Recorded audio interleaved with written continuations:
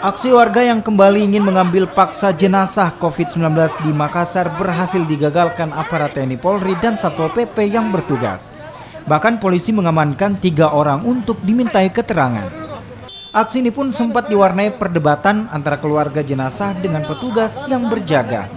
Namun setelah warga diberi edukasi, aksi mengambil paksa jenazah berhasil digagalkan.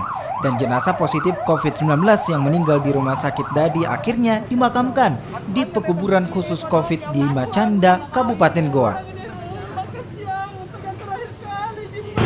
Terindikasi penyakit COVID. Memang terjadi ada keluarga daripada jenazah untuk berupaya mengambil, tetapi setelah kita edukasi kepada keluarga korban oleh tim COVID dan dia menerima habis, ya, tidak ada kendala. Akhirnya kesepakatan dari keluarga jenazah untuk dimakamkan secara protokoler COVID, ya.